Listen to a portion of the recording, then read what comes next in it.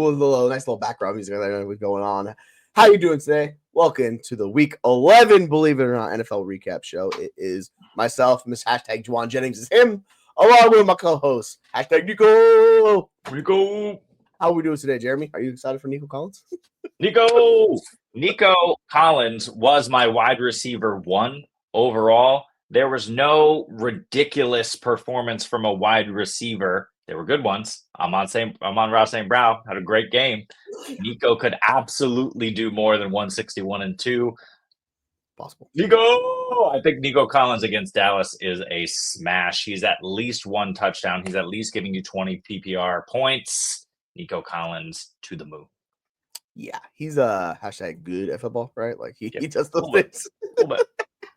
Yeah, because Amon-Ra St. Brown's the only guy that went over 30 and half PPR wide receiver, by the way, for those that are wondering. Yes, we will get to the Taysom Hill factor, known as the guy that just put up the greatest performance of all time for a tight end. That guy, yeah, sure, we'll go with that. But yeah, we're here to break down the week. We still have the Monday Night Football game, Dallas against Houston, and I know it's not very exciting with Dallas and all the shenanigans going on.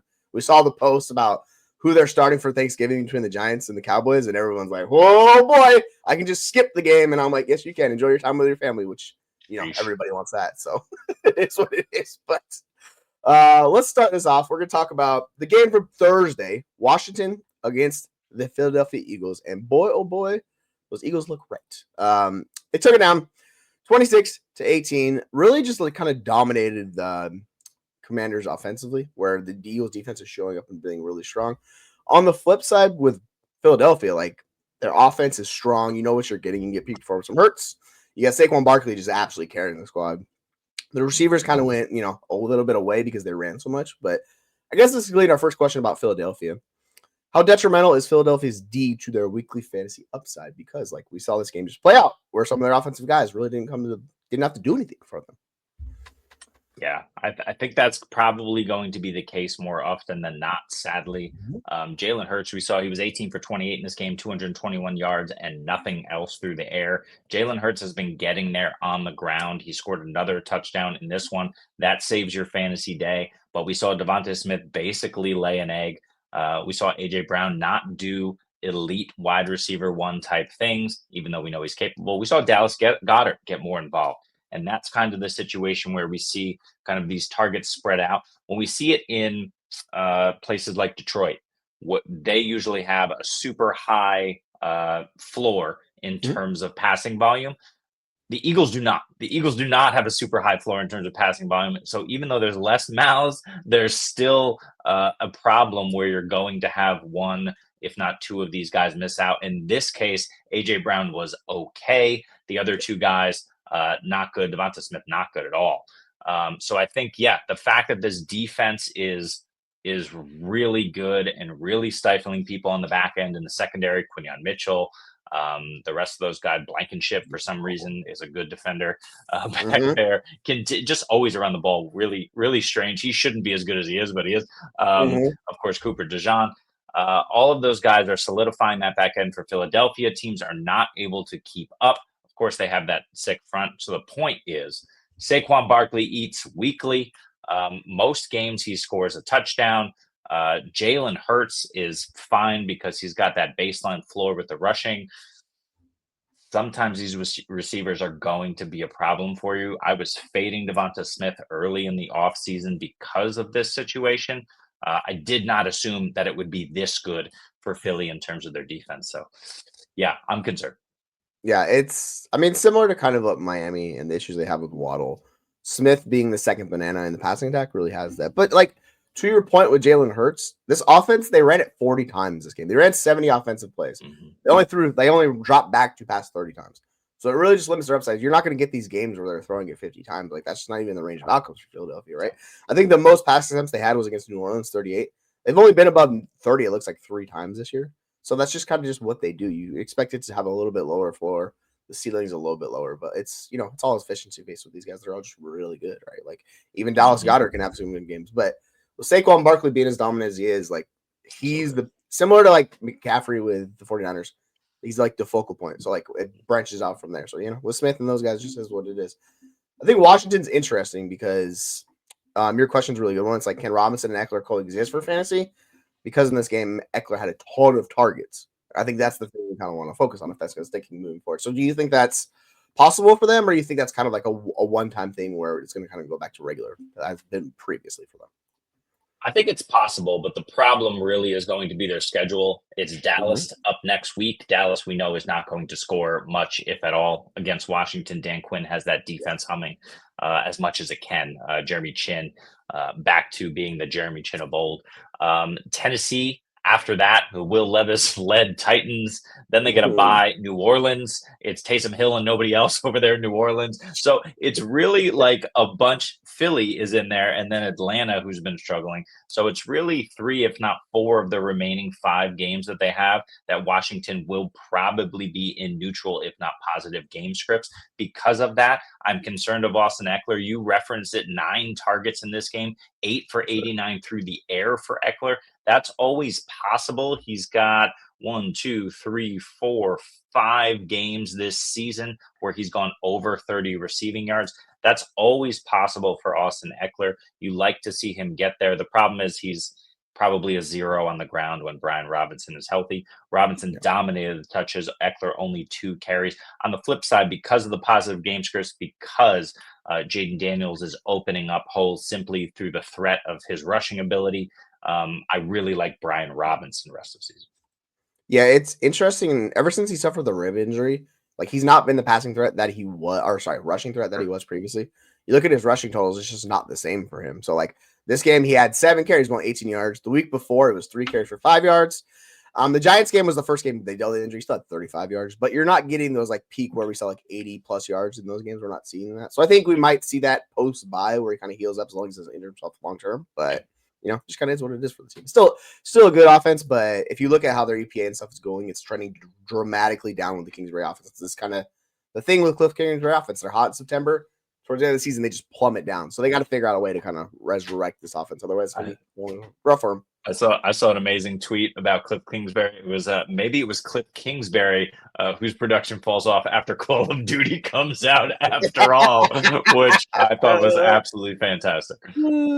That's so funny. We have a question from SC. On your contending and Smitty's on your team, what are you looking to trade him for? Man, I don't know. What can you get for trade him for Brian Robinson? Do you think you can get that done? I think you can. I like the schedule, like you said. Yeah, and you can get a plus on top. Yes. I'm thinking redraft, right? So I typically play half PPR redraft. If that's the case, I don't think it's easy. I think it's more of it's a closer situation. But if you're talking about dynasty and PPR, well, dynasty is a different value. But if you're talking about PPR for sure, but like a Brian Robinson or what's a similar tiered guy? You can't get a Josh Jacobs. Who can you get at running back? Pollard plus. I like Pollard's schedule, even though his production is down. We'll talk about him. But I'd go for James Conner, slightly less than a James Conner level or James Conner level running back for sure. Yeah, I think in Dynasty you can move him for a late one, no problem. Like I think you can, you can make that work. But I would like to more package him into like an upgrade or do something along those lines because he still has an name cachet with Waddle. He's outproduced Waddle significantly, but these are kind of the second guy, same thing. Like maybe do worthy plus a 1 type fun stuff. Maybe just go outside the range. But and like you're talking about with redraft, you find those running backs. You need a running back. There's tight ends available if you want to invest in that. Like there's ways to move off of him. I think he still has a name cachet. It's not as strong, but it's still solid. Let's go to our next game. And boy, did we think that the Chicago Bears were going to win. And no. They snapped defeat from the jaws of victory. The Packers win 20-19. And my goodness, I'm starting to think the Bears are cursed at this point because, they had a great drive then. Like, Caleb Williams did his thing. At the end of the drive, he drove them all the way down, made some great plays. Had a field goal. Did not work out. But let's talk about the Bears real quick. Now that Shane Waldron is out of the picture, how are you feeling about that team in fantasy? Do you trust in those weapons? I will answer that question in a second, but this literally just came in from Sleeper, the news desk. The Bears are playing this game under protest because they believe the Packers were on our long snapper, which is not allowed. You can't be lined up. They filed a report with the league and believe a penalty should have been called. Probably. Wah. It doesn't matter. What are we doing? Just lose out. What are we talking about here? They're going to get an apology from the league. Say, sorry we missed that, and then nothing's going to happen. Yeah, and anyway, Shane Waldron sucks. I am glad that the Bears have all been vindicated. Who was vindicated yesterday against a decent, not great, Packers defense? DeAndre Swift, vindication. Roshan Johnson showed up. His yards per carry were not great, but he looked pretty decent, and he got the touches. Roma Dunze, DJ Moore, Keenan Allen showed up. We had a Keenan Allen sighting. Cole Kmet got involved. Everybody was involved. Caleb was throwing the ball all over the field. He looked decent. And they should have won this game. And do I think that the Bears are worth more in fantasy today than they were yesterday? Yes. Do I want any of these Bears rest of season? Maybe Rome, maybe DJ Moore. The schedule's not good. I do not want DeAndre Swift. I'm concerned, but I do like the volume. He's like a low-end RB2 volume-based play that you hope he falls into the end zone. Are they worth more? Yes. Do I want to go out and get them? Probably not. Yeah, that's the thing. And my whole, this is what I was talking about. Stop freaking Keenan Allen, dude. It's so annoying. Keenan Allen is not a good fit in this offense, even with the upgraded offense. He had 8 attempts and 31 yards. This is just, his role sucks. Can't give you the axe. So just go to Cole Kmet, dude. Cole Kmet is a better version, which is crazy to say, but he's a better version of what Keenan Allen does. So hopefully they figure that out. But, sometimes veterans, they get the default where it's just Keenan Allen. We love Keenan Allen. I'm like, But if they feature Rome, they feature DJ Moore, it should be a lot better for them. So I'm looking forward to that moving forward. Caleb at least looked like there's some life. So, you have that moving forward, you see where it goes. So overall, it's a good sign for the Bears. Because, I know we talked about them possibly making the playoffs. They still technically could, but it seems like that's out of the range of outcomes at this point.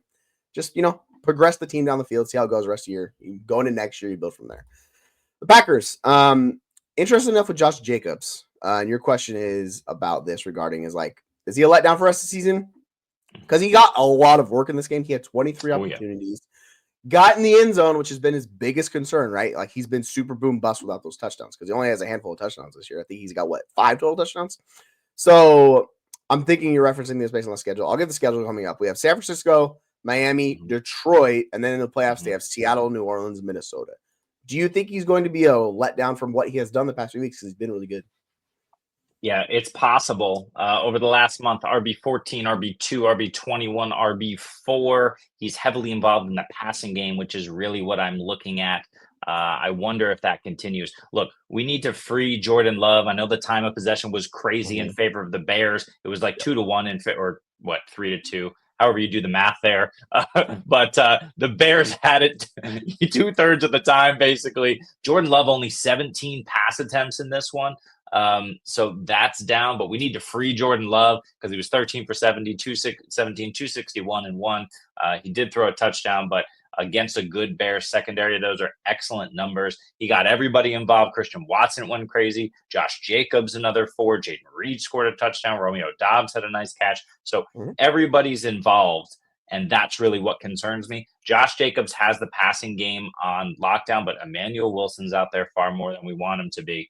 And he's involved in the passing game. And then we see some of these situations like San Francisco, decent defense. Miami has been decent. Detroit can shut down the run. So I'm a little concerned over the next couple of weeks if Josh Jacobs can maintain this RB1 status or if he will become RB2 simply because of the situation. The volume is there. I am concerned about a bit of the schedule here coming up. Yeah, what's interesting is his snap percentage dramatically shot up above 80, which is the first time all year he's been there. So I don't know if they're realizing shocking, Josh Jacobs is by far the best running back we have on the roster. We're going to use him in all 3 sets, which is kind of why they let go of Aaron Jones in the first place, brought him in. So if that's the case, then it's going to be interesting to see with these defense because, San Francisco's a tough matchup. We saw what they did against Seattle. Walker got in because he got it in the end zone. But outside of that, it's just rough. Let's go to our next game. Sorry. To your point, I will say he was on there for 80% of snaps, but they only ran 43 plays on offense, so that could be part of the reason. Yeah, they like you said, they just didn't have enough time possession in these plays. It's just one of those games. They got there when they had the opportunities. Just they did. The Bears dominate time possession, and that happens sometimes. Yep. All right, so we're gonna talk about the Jaguars and what the hell just happened against the Lions because oh my goodness, I've never seen a beatdown that bad in a long, long time. Unless you're talking about college games where we have Holy Cross going to Alabama or something along those lines. Like this is NFL football, and yeah. Is it? So I don't know why Peterson still has a job, but the Jaguars are like, yeah, we might just keep him rest of the season, and I'm like, what's happening there? To your question regarding this, because the Lions are just a freaking force. They have the best offense in the NFL. The defense looked exceptional in this game, and that partially is due to Mac Jones, but yeah, they couldn't do much of anything. Brian Thomas Jr. was the one guy that really did anything for them. And do you think he's QB proof? And then Evan Engram, what do we do with him? Because he still got targets. It just was not a good game for him. He had 7 targets. Brian Thomas Jr. had 7.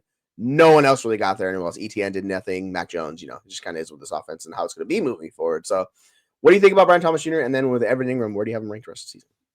Yeah, I think it's interesting with Brian Thomas Jr. I don't think he is QB proof, but he's very, very good. He got there and it was garbage time from the end of the first quarter in this one, but he did get there on garbage time, 5 for 82. He did a lot of that work kind of in the late third, early fourth quarter.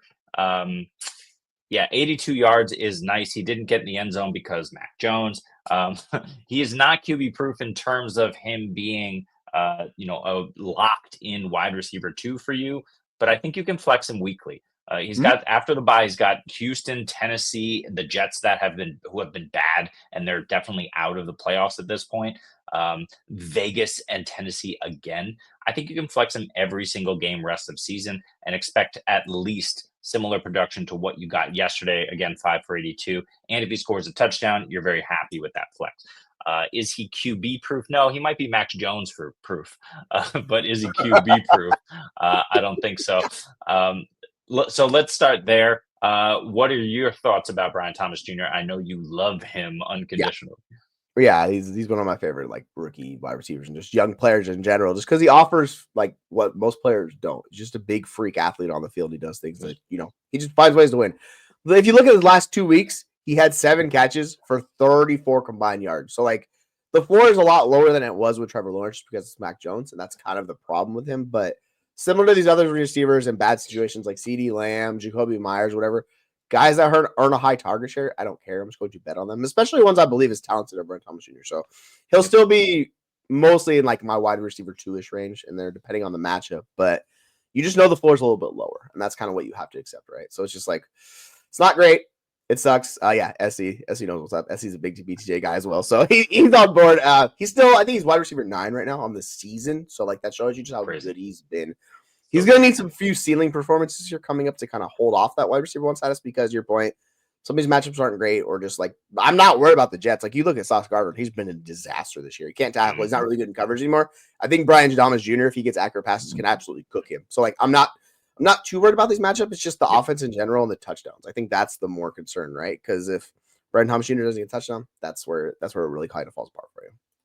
Brian Thomas Jr., solid game. Travis Etienne, 2.2 yards a carry, 12 for 27. Evan Engram, 5 receptions for 28 yards. These are looking like the Dallas Cowboys here. So can CeeDee Lamb do what BTJ just did? So. You hope so. You hope he can. But yeah, this is the problem when you have these offenses that just get destroyed when they lose their starting quarterback.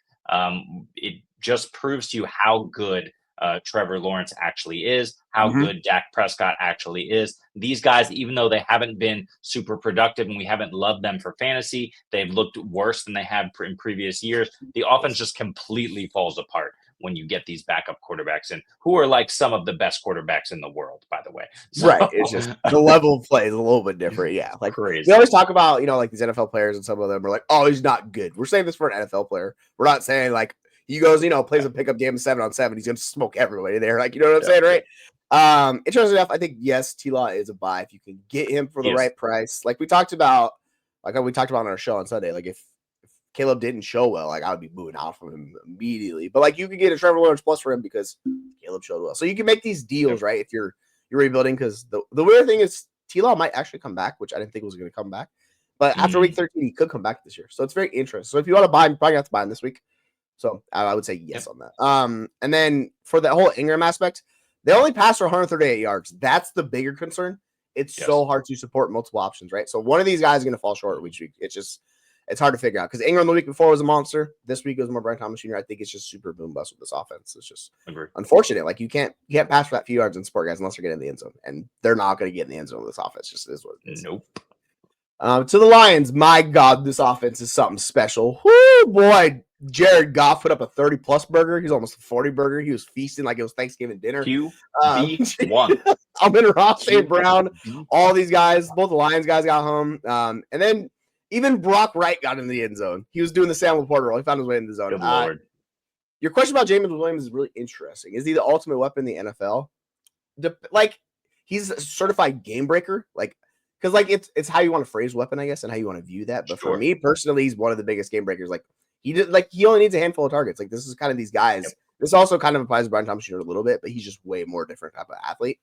Yes. These guys that can just one play and take it to the house. And you saw this with him, man. It's broke a play. All right, cool. There it is. He had 124 yards. He had 30 less yards than Amon-Ra St. Brown on 7 less receptions. That just shows you the difference kind of players they are, right? Because Amon-Ra's target hog, Jameis Williams, just the freak that was all right, I'll take it 80 yards in the house. So do you think he is the ultimate weapon in the NFL? Because he's certainly in a weapon X. That's what he looks like to me.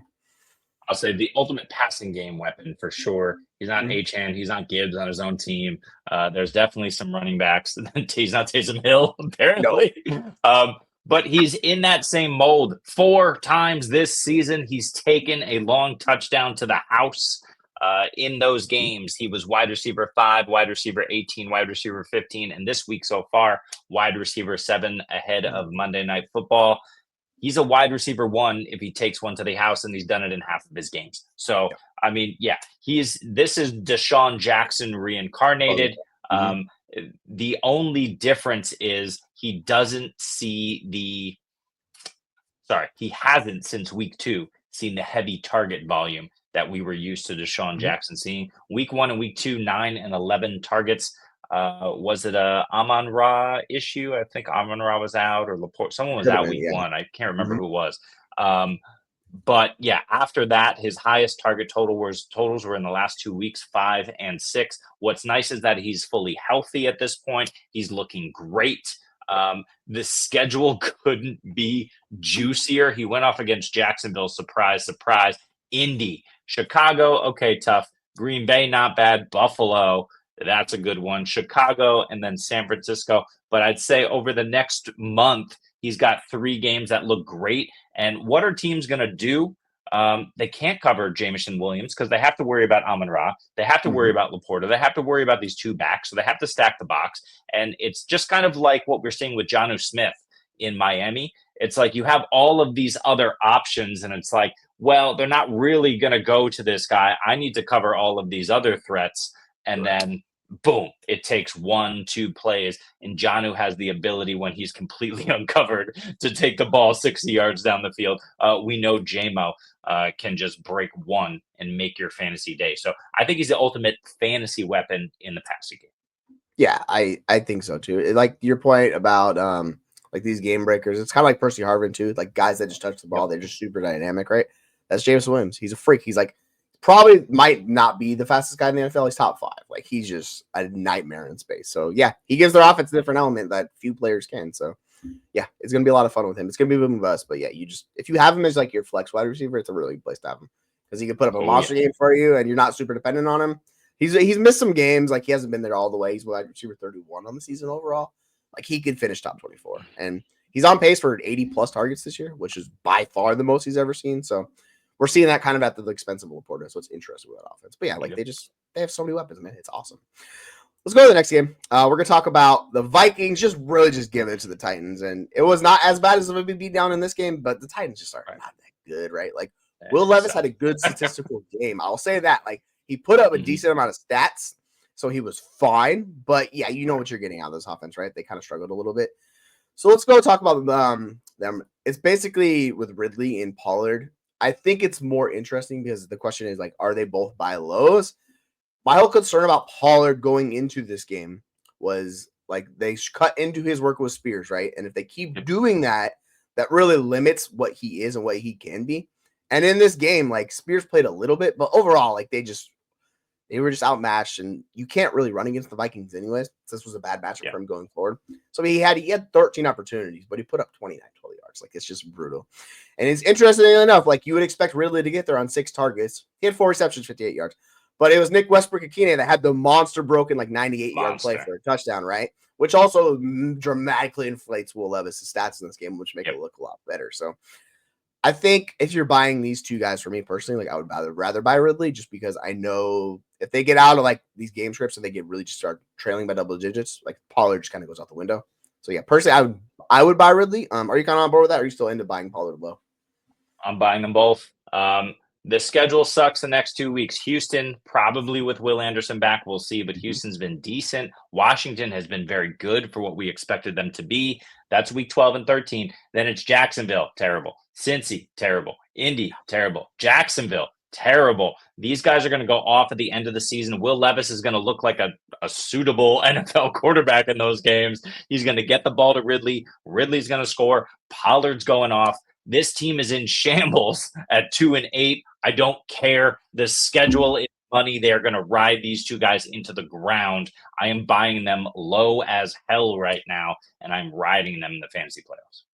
Yeah, I think Pollard's been really good. It's just like I just want to make sure he gets the volume. That's my only concern with him, because if he gets the volume, he's going to be good, right? Just because we see this with running backs, you give them the volume. We'll get to Chase Brown in a little bit. Holy hell, that guy's like RB1 rest season. Like, it's just like you see this with the guys that get volume, right? That's what it is. That's an interesting question. Like, are you ever going to flex Westbrook-Ikine? I'm probably not going to. Like, I'm not going to have the stones to even put him there, because like you look at like how many targets he has. Like, he's just not a focal point of that passing attack, right? Like he got 6 in this game, and he hasn't been bad. I will say that his targets have been okay. I think he has 6. What does he have? He has more than 25. I guess he only has 25 targets in the year. Okay, so he has less than I thought. But he didn't play until week 5, right? That's the thing. So that's the thing that I was missing. Okay. So yeah, I mean, I guess you can if you're desperate, but with this offense, right, it's just tough. It's real tough. I started him in 2 leagues this week. Those are not games I wanted to win. But those are games I'm going to win. Here's an interesting Nick Westbrook-Ikine stat. Since the bye in week 5, which is when he came back, so every game he's played this season, he's played 6. He scored in 5 of them. So this is a guy they look to in the red zone. Some of those games, he only had 1 and 2 receptions, 9 yards in a score, 10 yards in a score. They look to him in the red zone. This was kind of a freak 98-yard bomb, ridiculous broken play score, but that still looked good. I mean, he's a good NFL wide receiver. They don't have anyone else, right? DeAndre Hopkins now out of town. And again, the schedule is juicy. I do not mind riding this heater that he's on just in terms of scoring touchdowns. He's not getting you a ton of points, but he has the potential to. I would pick him up for cheap. I'm not going to spend a ton on him, but I pick him up for cheap and potentially ride him if he continues this out, especially because the schedule is so nice. Yeah, right. Like he has some good matchups against some teams that he can take advantage of. He's kind of in his prime. He's 27 years old, so he's kind of hitting his stride doing that. He's been a guy that you've kind of heard waves throughout the years, where he'll pop up every now and then making a play. But yeah, like they brought in Tyler Boyd, but Tyler Boyd's just beyond cooked at this point. Like he can't do anything that often. So it's Ridley, Westbrook-Ikine is second in targets because they're tight ends. Like people still like Okonkwo, but he ain't doing nothing. So yeah, it's just those two guys, and then it's the running backs. If you want to invest in one of the running backs, sure, Pollard, Spears, enjoy it. For the Vikings. To your point, yes, I think Ridley over everyone else.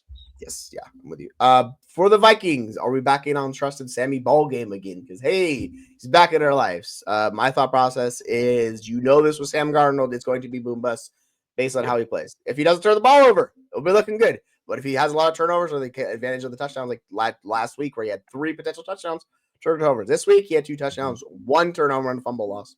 Put up a good amount of games. So you've been the Sam Darnold guy of our group. Are you back in on Sam Darnold? No, but I will absolutely fire him up in week 14 against Atlanta. That back end is atrocious. We just saw Bo Nix throw 4 touchdowns against them. I will fire him up in the fantasy semifinals against Seattle. Your Seattle Seahawks are not going to stop Sam Darnold. Sammy ball game. He's got 2 games where you absolutely have to start him, even in 1 quarterback leagues. And then, there's 2 against Chicago. I probably wouldn't. There's an Arizona game. That defense has been a lot better. I probably wouldn't. Budda Baker is him. Green Bay in week 17. If he has a good week 16, I consider it. But I say there's 2 games you have to start him, and I would hold him for that. I have a league. This is the same league where I dominated this week with Taysom Hill and Cooper Kupp and lost by 3 points to a bunch of Lions. Pain. But in that league, I have Darnold on my bench. I started Bo Nix, and I'm going to rotate those guys rest of the season.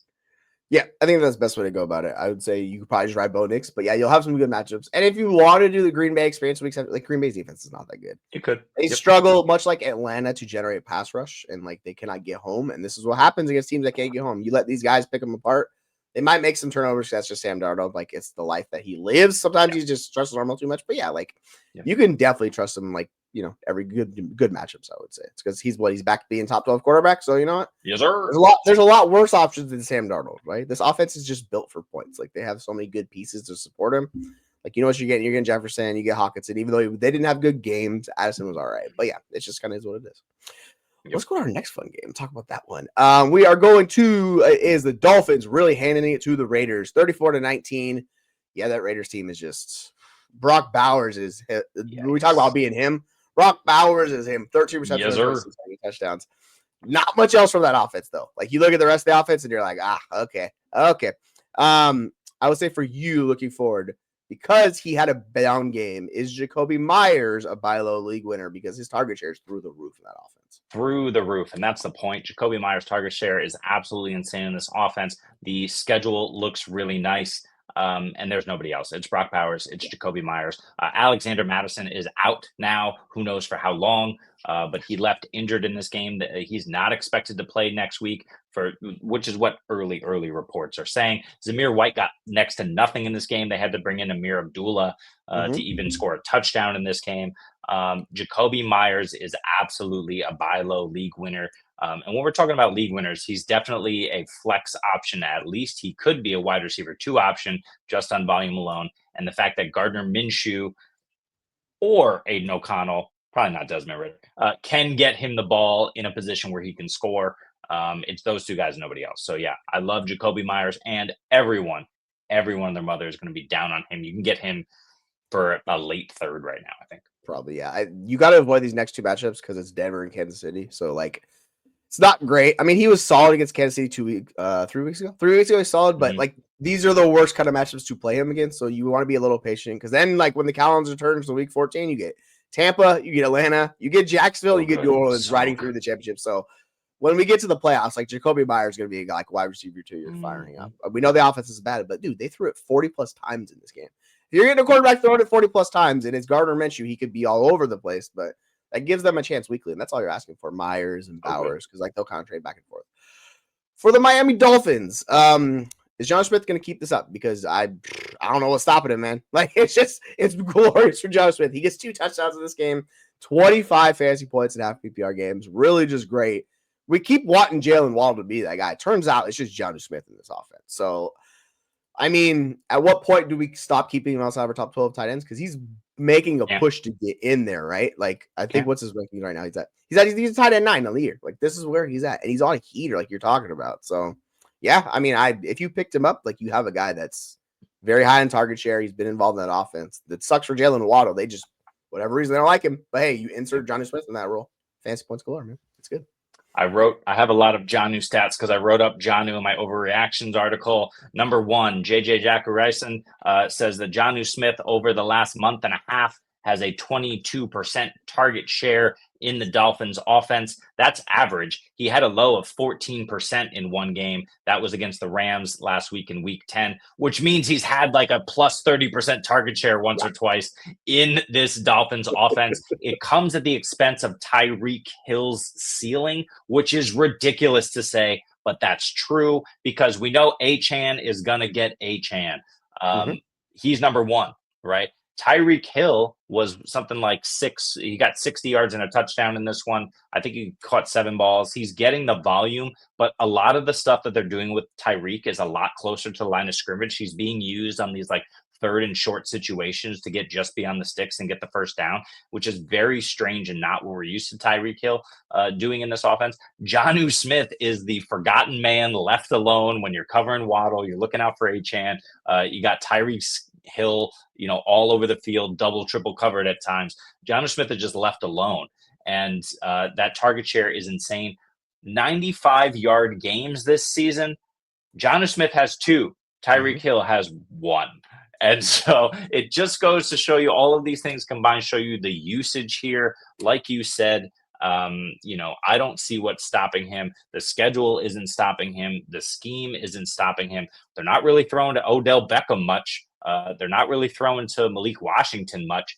They're not really throwing to Jaylen Waddle much. It's Jonnu Smith, it's Achane, and maybe some Tyreek Hill sprinkled in, and they've won their last 2 games. Yeah, Jonnu Smith's out targeting Jaylen Waddle. Like, he's significantly past him now. Yeah. It's interesting enough for that just team in general. Like, you could just drop Raheem Mostert and redraft because he's been passed up by Jaylen Wright. Unfortunately, it kind of is what it is. Where the handcuff is clearly going to be Jaylen Wright. I don't know if it's going to work out because he wasn't really involved. It's just more you're just rostering him in case an injury happens to Achane. But yeah, like Tua he had a good game, 288 and 3 touchdowns. Like, if that's the case, we get that somewhere in that range. Like, you're going to be able to support these guys. And Tyreek Hill's still doing that injury. So I think that part of it too, like the wrist injury, the hand injury he has, still seems like it's acting up a little bit for him. So yeah, it allows Jonnu Smith to just be more involved. But they changed offense this year. It features the tight ends, features the running backs. It is what it is. It's working kind of. Like, it's good for fantasy, but not great for NFL stuff. So it's just what it is. I have a deep bench 16-team league where I had Trey McBride and Sam Laporta. I had Jonnu Smith last season. I dropped him. Nobody picked him up in the offseason for a month or 2. I picked him back up. I have those 2 guys and Jonnu Smith in a tight end premium league. I am living the high life right now. Jonnu Smith going nuts. Yeah, in my home league, my home dynasty league, 2 years ago, I cut Kyren Williams before the season. It was a disaster of a move that cost me. Yeah. And then this last offseason, I cut Jonnu Smith. He gets picked up. But I'm like, I just got to stop cutting, guys. It's not going well in that league. Get it, man. Such is life, right? Let's go to the next game. Speaking of Kyren Williams, the Rams take down the Patriots 28-22. And, I mean, your boy Drake May, looking real nice for the Patriots. Let's talk about them for a second because – you know what? He's keeping that offense viable. Now, it wasn't the best game in the world for them, but he put up a lot of yards, which is very important to support fantasy options. So we'll talk about Rhamondre. He had 20 carries, 73 yards on the ground, and he had some, receiving game as well. 4 receptions for 16 yards. Now, do you think he is worth buying on a contending squad? Because I think it's interesting. It's more about with Rhamondre, it's been extremely boom bust based on game scripts. And if they're in games, he's super viable. He's an RB1. If they get blown out, then you cannot play him at all. And it's really hard to know when that's going to happen because Drake May gives them a better floor. So are you interested in buying Rhamondre? Because he's still not very expensive, I think. And that's more of the important point. I think that's what it is. And, he is cheap. And Rhamondre, if you look at how he's being used over the last month, 20, 10, 20, and 20 carries. Yeah. He's getting there with volume on the ground. You need him to score a touchdown for him to be a good option for you. But when he does, he's an RB1. They get Miami next week. I'm not too concerned about that with Rhamondre. They get Indianapolis after that, bye week, Arizona, Buffalo, who you can run on, and the Chargers. I think he's a really super interesting low-end RB2 option that you can buy for. We're talking about buying guys for late third. I think you might be able to get Rhamondre for a late third right now. You might need to throw in a little extra, maybe 2 thirds, maybe a third, and a player you don't love. I think he's an interesting buy as a low-end RB2, and he can help solidify your flex if you're throwing out. I don't know who's the guy you're throwing out weekly, like a Trey Tucker, Noah Brown level guy. Go out and get Rhamondre for a third plus, and I think you'll be happy. Yeah, I think like this passing game is really just kind of the weapons kind of like rotate and cycle through. We don't have the guy. Like Jamar Douglas led the team in targets, but like no one had more than 5 receptions. Kendrick Bourne came out of nowhere, like revival game for Kendrick Bourne to come out of nowhere with 70 yards. So they're still looking for that main primary pass catcher in this offense to kind of help Drake May, and that will probably come next year in the draft, or they'll bring maybe T. Higgins comes in. Hopefully T. Higgins comes in, and that would go a long ways. But yeah, like Rhamondre's getting volume, and that's really like we talk about. Even on bad offenses, volume can get you there. And the thing about the Patriots is like they almost beat the Rams. They've been competitive in all these games with Drake May, so they're going to be in there, and I think he'll be viable for you. So if you want to get him, I'm cheap. Yeah, go ahead. On the flip side for the Rams, Kyren is kind of on the struggle bus as of late. Now, what's interesting is he's just not getting there with touchdowns, where he had touchdowns in every game up until week 8. He had one in the receiving game week 8. The last two games, he has had no touchdown in either one of those games. In half PPR, he has 10 points and 8.7 points. Actually, it's the last 3 games, excuse me. 10 points, 8.7 points, and 8.6 points. Are you worried about Kyren rest of season going forward because he's still pretty inefficient overall? Yes, I'm worried about Kyren Williams. Blake Corum is on the field too much, 19% of snaps, which was a season high for him, a career high, 5 touch rushes for 21 yards, 1 for 1 and 7 yards in the receiving game. Kyren Williams is still the number 1, but I think the bigger issue is not Blake Corum. The bigger issue is everyone else in the passing game. Puka and Cooper Kupp are healthy. Demarcus Robinson and Tutu Atwell are still getting looks here and there. Colby Parkinson caught a touchdown. Look, Kyren will not be shut out of the end zone weekly, but to your point, over the last 3 weeks, he's been shut out. He scored in every single game before the last 3 weeks. He scored in 0. You know what happened 3 weeks ago, Jesse? Cooper Kupp came back. Puka Nacua came back. And that's really what is killing him. As they're just going to chuck the ball around. Matt Stafford is not afraid to do it, and neither is Sean McVay. Yeah, in the last 4 games, Stafford has 10 touchdown passes, and this is the last week he had 0 touchdown passes. So the touchdown passes have regressed positively for Stafford because they had such an insanely high touchdown rate for the running backs through Kyren Williams. It's kind of flipped. And for guys that are inefficient, Kyren was still good on the ground in this game, over 5 yards carry, still below 4 on the season. So, like, it's kind of the case. Like, if you're volume dependent and you're dependent on the touchdowns, the touchdowns go away, it gives stuff. It's kind of like when Derrick Henry doesn't get a touchdown in certain games, like it's out of like that can hurt you, right? So it just is what it is with Kyren, unfortunately. So overall, he's still a good option, but the primary guys we want are those pass catchers. We want Cooper Kupp, we want Puka Nacua. You could take a bet on Parkinson because he got in the end zone, but like it was just 1 catch. So I think it's those 2 guys, and then Kyren. We'll see how it goes from here on out for that offense. It's a good one, but definitely question marks one, unfortunately. So maybe you want to consider moving off Kyren if you're in Dynasty League because he does not have the Devonta contract. He's a day 3 pick. Like it can go wrong for him. So if you're dependent on him, maybe see what you can get in Dynasty because I think now is a good time to part ways. The next game we got, the Browns just get mollywopped. That is my favorite word. I'm gonna keep using that word by the Saints. 35-14. My goodness. But guess what? Jameis had a monster game. So there's that. Do you think we can keep trusting Jameis for fantasy? Because he was slaying the rock, man. He almost had 400 yards passing, a couple touchdowns. Now the freaking offense that was the Saints, the Taysom Hill show, really just put this game out of reach really early on, and it kind of just snowballed. But Jameis was getting there. Unfortunately, Cedric Tillman did not. But the other guys got there. We saw Jerry Jeudy have a really good game, Elijah Moore, David Njoku. So moving forward, because they passed 46 freaking times in this game, do you think you can keep trusting Jameis? You can. Nick Chubb looked better, but Nick Chubb is no longer Nick Chubb. Maybe he will be Nick Chubb again next year, but I think he's 30. He's at least 29. If not, he'll definitely be 30 by next season. It's just a sad state of affairs for one of the better running backs we've seen in the last decade for Nick Chubb. That being the case, Jameis Winston is slinging the rock. You love to see it. Absolutely crushing. 41, 46, 46 pass attempts in the last 3 games, all the games he started. 334, 235 in a weird one against the Chargers, and then 395 for his yardage, and he's throwing touchdowns. So, yeah, look, the schedule is not great. I don't care. I don't care with Jameis Winston. He's going to keep chucking it. And in 2 of those 3 games, he's thrown 0 interceptions. That's the most impressive thing of all for Jameis. Yeah, because he is absolutely chucking. Like we talk about, like people are like, oh, maybe they should regress back to running it more. And I'm like, no, they should not, because the problem is their offensive line is not what it was before when they had the best offensive line in the league. And it's nowhere near that. And they're not generating holes for Nick Chubb, and Nick Chubb's just still coming back. Like he had a brutal injury, folks, so it's going to take him some time. He was good in this game. But efficiency-wise, he's been a disaster. Like, he's at 3 yards per carry. He's way worse than Kyren. So, we'll see moving forward. Maybe Nick Chubb gets built up and he gets up to speed a little bit more and he looks a little bit better. In the time being, you really just want the pass catchers in the offense and Jameis. It's going to be lower, though, in these next matchups against Pittsburgh, because we see Pittsburgh's defense. It's really good. And then Kansas City. Those are the next 3 games. They Pittsburgh twice. Kansas City once. So, it's good. You're not going to see Jameis Winston put up like 30 fantasy points, but he can still get there, right? So, we'll see how it goes. Oh, yeah, and there's also a Denver game mixed in, too, in Week 13. So it's tough. Like, it's going to be tough. Rough. I think it's going to be hard for him to be a consistent QB1. Like, he could probably give you QB2 numbers. But if you're in these dynasty leagues and you needed somebody for like on the cheap, like I got Jameis for a 3rd round pick earlier in the year. I was like, cool, we'll see what happens, right? Like I don't think you might have to get a second now, but I think you can still pay cheap for him and find a rebuilding team. It's pretty easy to move on because everybody knows his future is nothing. Like he's more than likely he's a free agent. I think he's a free agent, I'm not 100% sure. But yeah, it just is what it is. So I think we know that. For the Saints, Taysom Hill. For the New Orleans Taysoms.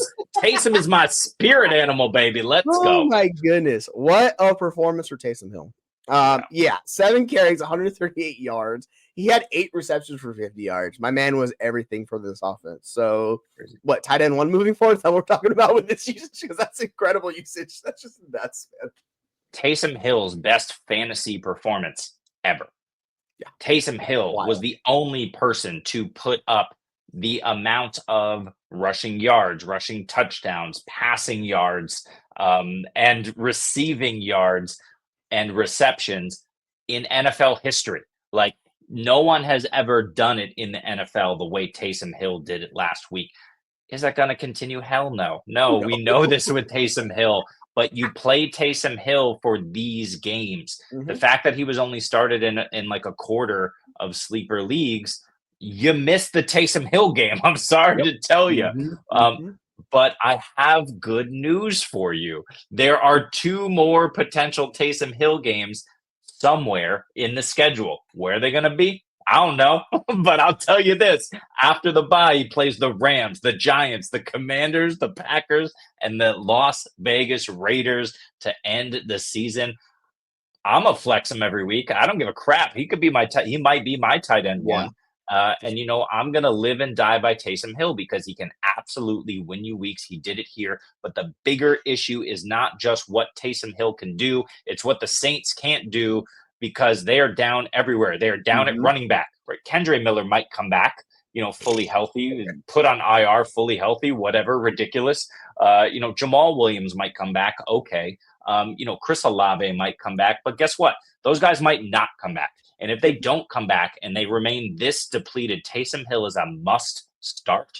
And even if they come back, I will absolutely consider flexing Taysom. This schedule is nice. They trust him. Obviously, he's involved everywhere because he has to be. And the Saints, they don't have a chance, but Taysom helps them win. Hey, that's all that matters, right? Like, they need pieces. Like, we saw they're bringing MVS, and MVS did it again. Deep plays MVS. I don't know. It keeps working. So similar to Taysom Hill, similar to MVS, with this offense, like, it's kind of fool's gold in the point, but fool's gold that's becoming real because they don't have other options. You look at their wide receiver core, and you're like, who are these guys? Like, that's legit the question a lot of people ask us because you haven't heard of most of these guys, right? So it's Taysom Hill, it's Alvin Kamara, it's Marquez Valdez-Scantling, who could actually catch the ball now, which is nice to see because that was a big issue in Kansas City. Amazing. Yeah, it's gonna be a lot of fun. So hey, if you got him, just ride that lightning and see until it falls flat on its face, because it's going to at some point. It will happen. It's Taysom Hill. You just know that. Yeah. But he was only starting in 26 leagues or 26% of sleeper leagues, so you missed it, like you said. Yeah. Let's go to our next game and talk about this. The Colts looking a hell of a lot better than the Jets. Anthony Richardson, my goodness, and Aaron Rodgers, good Lord. I don't know what to do with you guys. The question is, did Anthony Richardson become the god on the bench? And it was always there. We knew it was a sleeping giant. It was unleashed in this game. By the way, the Jets defense, ever since they fired Robert Saleh, is giving up 29 points a game. Awful. Ridiculous. Robert Saleh was not the problem in New York, folks. He was helping keeping it together with that defense. We know this. Rough. But yeah, for Richardson, like, this is the ceiling shot we were talking about. If you had him, you could play him, because I know we ranked him low, but we knew that it was always in the range of outcomes for him to drop 30. So moving forward, this offense looked a lot better. It looks like Stan Shaheen was targeting up for him because he gave him a lot of rushing attempts. Really had a nice play in the end zone. Where are you kind of at with Richardson? Are you willing to just roll him out there, or are you a little bit more trepidatious moving forward? Yeah, the Jets suck. We know the Jets suck, but you know who sucks before this week as well? Anthony Richardson. You know who looked great this week, even against a crap defense? Anthony Richardson. Jesse, ask me what his completion percentage was in this game. I felt like it was like double. Yeah. 6% completion percentage. Ridiculous. He was throwing 44 combined. And he completed 20 of 30 passes in this game for 272 and 1. And then He ran it 10 times, only threw 32 yards, but 2 touchdowns on the ground. Anthony Richardson crushed in this game. He was the reason that the Colts beat the Jets in this game. He absolutely dominated, and he used all his weapons. Josh Down, 5 receptions and a touchdown. Alec Pierce, 3 for 74. Michael Pittman, 5 receptions. Adonai Mitchell got involved, right? He's using all of his weapons. Jonathan Taylor was a 0 in this game because the Jets shut him down, which shouldn't happen. That said, it didn't matter. Anthony Richardson did whatever the hell he wanted, and it's possible going forward that he's able to do that again. Yeah, what's interesting is the completion percentage over expectation was +7 in this game. Before this game, it was the worst in the NFL. Like the Jets defense is a disaster. And like we talked about Sauce Gardner earlier, like they just can't do anything. So yeah, they look like the cure-all for offenses. So I don't know what's going to happen moving forward, but they have some interesting matchups with Richardson. We'll see how it goes. But like you're playing him against Minnesota, Buffalo, or excuse me, I'm out of control of this. Detroit, New England, whose defenses can be had, right? And then he has Denver, which is a tough matchup, but Tennessee and the Giants. Like it's not a difficult schedule for moving forward. So no, it's not. Like rankings wise, I'm back in. I'm moving them all the way up. We'll see how it goes. The Jets, what the hell? They had just the worst first half I've ever seen an offense have. They had like 18 total yards before the 2-minute warning. It was an abomination with the Rodgers. Yeah, they still can't figure it out. Can you rely on any of these guys moving forward? Because they had a decent performance although at the end of the quarter. They put up 27 points, but man, it did not look good. Breece Hall was a monster because he got their receiving wise. The receivers were Adams was fine. Garrett Wilson had 18 yards in this game on 4 receptions, 8 targets. It's just abysmal. It's really tough. They have the big 3, but like usually one of the guys will get there, the other 2 weren't like on a week-to-week basis. And it seems like that's what's happened. So I mean, I don't know what to do with this offense moving forward. It's just like I think we just have to lower expectations until they figure it out, which might not be this year because Aaron Rodgers does not look like the same player. No. And the schedule's so juicy, which really sucks. Seattle coming off the bye in week 12. Week 13 is Seattle, Miami, Jacksonville, the Rams, and Buffalo. Breece Hall should be the one guy. I want to say it's Breece Hall. I don't know. I don't know if it's Breece Hall. I mean, he finished as the RB2 this week. 1 touchdown on the ground, 1 touchdown through the air, 7 targets for 7 receptions and 43 yards through the air for Breece Hall. We know he's capable of this. He's done this about half of his games throughout the season. The problem is, sometimes Aaron Rodgers just doesn't want to check down. The problem is, sometimes Aaron Rodgers just wants to hold on to the ball and wait for it to develop downfield, but he doesn't have the time to, and he gets sacked. I mean, he looks absolutely abysmal in terms of his pocket presence. He doesn't have the mobility he used to have to get out of the pocket and escape the rush. He gets sacked way more than he should, way more than he ever used to.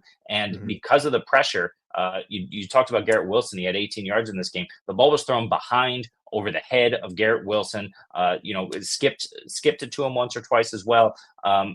More than I've ever seen from Aaron Rodgers. He just doesn't have the protection. And these guys are open. But yeah, is it going to be Devontae Adams? Is it going to be Garrett Wilson? Is it going to be Breece Hall? I don't know. I couldn't tell you. Am I buying Breece Hall? Maybe. But I don't love it. This Jets team is not making the playoffs. They have nothing to play for. I don't like it. That's the difficult part, right? With Rodgers specifically, he's already got 26 sacks at this point in the season. He's usually riding around like the low 30s and high 20s. He's going to blow past that this year. He might be going in the 40s this year, and it's just he can't evade. He can't do much of anything. So it's really unfortunate. I'm sorry, I didn't mean to do that. Yeah, I'd say so. Like it's with Breece Hall, he saw 84% of snaps. Basically 90% of opportunities in this game. This is how it should be with Braylon Allen. Like Braylon Allen's a fine rusher, but he's nowhere near the player that Breece Hall is, and Breece Hall gives him the best chance to win. So like, they talked about this on the 301 podcast. Like there's certain runs that work really well for Breece compared to Braylon. They need to feature those more because they're different type of rushers, right? So like we'll see. I don't know what you do with Braylon Allen. You can't play him. Like it's just you just got to. He's a stash. I think so too. Yeah, that's just his life.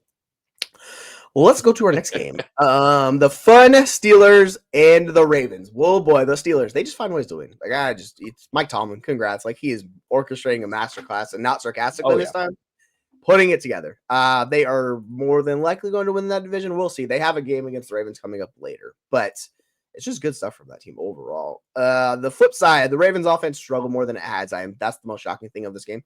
Only 16 points. They missed the 2-point conversion. For these pass catchers, Mark Andrews back to 60% of routes run, which is what the big concern was because Isaiah Likely is out. They bring Isaiah Likely out, and there goes the Mark Andrews ceiling. Is it Zay Flowers or bust for you? Because I think it is for me.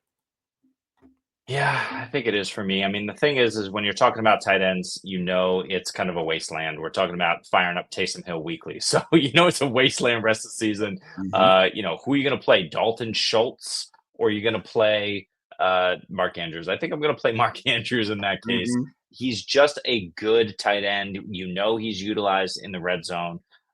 Zay Flowers didn't even get there, but for a touchdown in this game. In fact, in the last 2 games, 34 and 39 yards, was saved by the touchdown this week, but still only 10.9 half PPR points in this one. The schedule doesn't line up to look great. They play Pittsburgh again in week 16. They got Philly in there. They got the Chargers next week. I don't love this schedule. I guess you have to roll out Zay. But to your point that you were making last week and weeks before, if Isaiah Likely's playing, he's seeing the work. But I don't even feel comfortable firing him up because you never know if it's going to be a Likely or Mark Andrews week. It's rough. It's rough. I'll bet on Mark Andrews if I have to, but this schedule is not great either. Yeah, like we were seeing trending positive directions for Mark Andrews, and then the Isaiah Likely injury happened. He goes out. Mark Andrews has his best game for like routes run and all that fun stuff. And then this is plummeting back to just like the middle of the season where we're like, I don't even want to play Mark Andrews. And then he gets out targeted by Likely too. Likely did not even play that much, but when Likely was on the field, he saw a ton of targets. So it's just like, I don't know, man. It's just difficult with Andrews, unfortunately. Like it almost seems like a wasted season. Like what is he, tight end? Where is he at? He's tight end 8, but it has been the most up and down tight end 8 season I could ever remember. It's just touchdown dependent, super boom bust. Yeah, the offense struggled. Everybody really struggled along with it. Like we had Derrick Henry. He was okay in this game because he had a touchdown, but really it was even Lamar Jackson was down. Just really good Steelers defense. On the flip side for Pittsburgh, Najee Harris kind of does what Najee Harris does. Just solid RB2 numbers across the board each and every week. Is he matchup proof for you? Because it feels like he's kind of this guy every week. Yeah. I mean, he didn't get there and score a touchdown this week. He still finishes the half PPR RB16 because he took 4 receptions on 5 targets for 30 yards in addition to his 63 rushing yards, had damn near 100 total yards in this one. If he's going to continue and consistently do this in the passing game, which is possible but hasn't been frequent, I think he is matchup proof. He's proven it, though. Like you said, he's always doing this. In fact, over the last 4 games, RB16, RB16, RB18, RB16, he's consistent as hell. You know what you're getting. If he scores you a touchdown, he flirts with RB1 numbers. He's solid. Yeah, like he's RB22 on the season. You kind of just that's what he's been the majority there. He's had a couple really good weeks, but the majority he's a back end mid-range RB2. Like I know SE like loves himself some Najee. He's been really good. Like at cost, he was better buy than Warren. Warren was solid in this game, but Najee sees all the volume in that offense. So before we get to the next game, we got a question. We're gonna answer that one really quick. So let me clear this out. Skeeter wants to know: should we be worried about Jamar Chase since the Bengals are almost out of playoff contention? Worried about benching him for fantasy playoffs? Do you have any concerns with that Bengals offense because of that? Because like that conversation will come up the closer we get towards the end of the season, where it's like Jamar Chase might just sit out because he needs a new contract and they want to do that. Like there's that whole issue, right? And then it's the Joe Burrow thing with the just, waiting till next year. So I don't know. I think it's a valid question. I'm not sure how concerned I am about it though. It's a valid question. I'm not concerned. We got a bye week. So listen, they're going to lose ground regardless here. And then they come back to Pittsburgh. That's not good, right? If they lose that game, which is possible, but it's a divisional game. So it's possible that they win that game because they have to. They're pushing for it. Pittsburgh maybe just loses sight of it and they have a letdown in that game. That's possible, but if they lose that game, they're probably out of it. But then Dallas, Tennessee, Cleveland is so juicy for Jamar Chase and T. Higgins. I mean, Joe Burrow is balling out. Joe Burrow was just going off in the pocket last night, just absolutely spinning and stiff arming guys and like just doing whatever he could to get the ball out. He looked like a more athletic version of Tom Brady and what he used to do in the pocket with just like shrugging guys off, stepping to the side and gunning it downfield. I mean, Joe Burrow was so good last night. It was really sucked that they lost that game because if they won that game, we would not be having this conversation. They have to beat Pittsburgh. But yeah, I'm still firing up Chase. Is it a concern? Yes. Am I still firing up Chase and banking on him for the fantasy playoffs? Yes. Well, that's the point I want to make. Even if they go to 4-8 with the loss to Pittsburgh, they still have a chance to make the playoffs, right? They can get that 7-6 seed, right? Because they're going to run the table those next 3 games. Like those 3 games fall, they're going to beat Dallas, they're going to beat Tennessee. I think it's I'll say they should be. So they're not really going to be out of playoff contention. My assumption will be till week 17 against 7 Denver. and 9. Yeah, like they're maybe in that range. If they lose another game, like they really need to win the Pittsburgh game, but if they lose that game and they lose one more game, then it's kind of like, all right, we'll see how that goes. So if they really malfunction against Dallas or Tennessee, I think then it becomes a serious conversation. But like they should beat those teams. They should beat Cleveland. And then it's Denver. And that's really like you're talking week 17 at that point in the season. That's championship playoffs, right? So that's like, So I think it'll be fine. Barring injury, I'd be shocked if he was bench. I hear the narrative. I understand it. He's going off. He's the best receiver in fantasy. He's the best receiver in the NFL right now, with Nico Collins being shelled for a month and a half. He looks the part. T. Higgins does not hurt him. It only helps him. Yes, he's awesome. You ride him because this is the type of guy. What are you going to do? You're going to trade him away for what? What are you going to get? CMC? Maybe. But CMC isn't scoring touchdowns right now. Yeah, they're distributing the ball all over the field, and CMC is great. I love CMC, but like, who do you want? Do you want Jamar Chase in the fantasy playoffs right now, or do you want CMC? I don't know. I mean, that might be an interesting idea to kick around because you know me, I love some CMC. So, yeah, I might have to venture that trade discussion because I think that can definitely happen for you because of CMC struggles, injuries, and all that stuff around him this year. It's worked against him. He hasn't fully hit this year. Where Jamar Chase is hitting out of control right now. He's at 22 plus points per game this season. He's been a monster. So we talked about that that schedule that Jamar Chase has. It's great. He faces Denver and Patrick Surtain in week 17. So it's a concern. I don't think Patrick Surtain shuts him completely down, but you do have to expect a lower floor. But do you know who CMC plays in week 17? It's Detroit. Okay. Yeah. So if there's anyone who's going to shut CMC down on the ground, it's going to be Detroit. He'll get there through the air. He'll be fine for fantasy, but you expect a lower ceiling as well. Yeah, so I think both of these guys have a similar situation. CMC is going to have a few games where he absolutely goes nuclear. He's going to be the RB1 at least twice, maybe 3 times in these next 5-6 games. But yeah, Jamar Chase also same.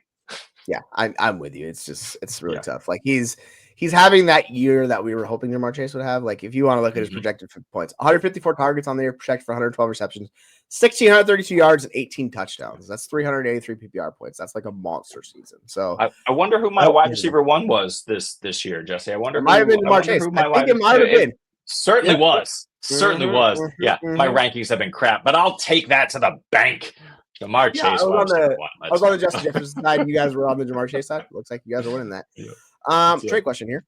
Trade DeVonta Smith, Keenan Allen, Chuba for Pitts. Oh, and Pitts for Rhamondre Stevenson Jr., Pacheco, and McConkey. Yeah, probably. Well, hang on. Let's talk about Pacheco for a second. What are your thoughts on Pacheco, Kareem Hunt, how that shakes out in the fantasy regular season and playoff? I'm a little bit cautious because like Kareem Hunt did not get there. He did have a goal line opportunity. He was stuffed at the 2-yard line. Like they still gave him opportunity to score that touchdown, which is what it's really depends on. When he comes back, like I think he could still play that goal line role for them just because he's being probably back, and they probably don't want to wear Pacheco out until the playoffs, right? So Pacheco will be a little bit lower. He's not going to be that top 5 running back he was pushing towards, but I think like mid-range RB2, high-end, or like back-end RB1, I think that's possible for him.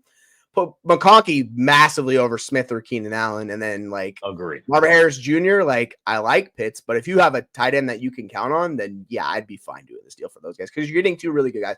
The one thing you are trading like Chuba, but we talked about guys coming back. Jonathan Brooks gets his first week back this upcoming week, so who knows how that backfield shakes out too? It's 2 sketchy situations, both those backfields. Yeah, really depends on how you feel about those guys. True. I don't know. I think they got to at least play Jonathan Brooks. I don't know if that cuts into Chuba's ceiling, then it's kind of the same situation with both these guys, right? So I think it's more the DeVonta Smith, Keenan Allen side for McConkey and Rhamondre Harrison Jr. Like I'd probably take those 2 guys just because you can't trust Keenan Allen. Like it's a nightmare. So that's where I'm at. Where are you at on this deal? I agree with you. I would prefer Chuba over Pacheco rest of season. I just think that Jonathan Brooks is going to get his, but I think Chuba, we know what we've seen out of Chuba. We know Dave Canales loves him. We know he just got paid. They're going to use him. Pacheco, I think they're going to use him, but when are they going to use him? When do they have to use him? They're 9-1, but they got beat significantly. So maybe they want to, get Pacheco more involved a little bit earlier. I would prefer Chuba over Pacheco, but you're right. The wide receivers on the Pacheco side clear by a good margin. So take the deal. Yeah, I'd be fine with that. And yeah, like we talk about like teams that are out of contention benching guys, it really doesn't happen. Even guys coming back from injury, like we saw this with Justin Jefferson last year. They brought him back. They're like, no, you're playing Justin Jefferson. DeVonta Adams, 15 the year before. These guys, like, I know we play these scenarios because we do the dynasty stuff in our heads, but like teams want their guys on the field, and they don't really want to miss time. So you have to almost like talk these guys out of it. It's really hard to do that. Possibly T-Law's coming back. Where the reports he's supposed to be back after week 13, I think. So we'll see. But their season, this is what we're talking about. The season's so cooked for them. They should just keep him chill. I don't know if they're going to, right? Because they're probably going to want to get him back out there. So it's just like, who the hell knows, man? Well, here's what we really need to consider. Doug Peterson, by all accounts, is gone, right? It's a bye week for them this week. Mm-hmm. By all accounts, Doug Peterson will be fired in the next 2 days, right? If that occurs, that means that there's roughly almost 2 full weeks to get an install for the Houston game, right? Mm-hmm. This is a division game. They certainly know who they're facing, and Houston is a good team. So Jacksonville is going to want to bring it. And they're going to need to bring it with something more than whatever it is that Mac Jones provides. So do they want T-Law back in that time frame? I think they do. Will they push him back? I do not think they will. So it depends what happens there. But listen to the schedule. Tennessee in week 14. The New York Jets have been terrible and are out of the playoff chase in week 15. The Raiders in week 16 and Tennessee again in week 17. If T-Law comes back, he has a nice path. I don't love it because I want to play T-Law. I love it because I want to play BTJ and Evan Engram and Travis Etienne if I have to. And so, yes, I will hope he comes back under a new regime and they get this offense going to a serviceable level where those guys can be relevant for my fantasy. Yeah, I think that's what it comes down to. Like, because Peterson, if he's still there, he's going to want to hold on to his job, right? It gives him a better chance to win. Trevor Lawrence. So it's like, pull the trigger, fire Peterson. We'll see what happens with the situation. That means Press Taylor's probably gone too, and they're gonna redo the whole offense. So it's gonna be chaos. But Brian Thomas Jr. is a really, really good young NFL wide receiver. He's the one guy you want to bet with. Evan Engram is a good NFL receiving tight end. Like you know what you're getting out of those guys.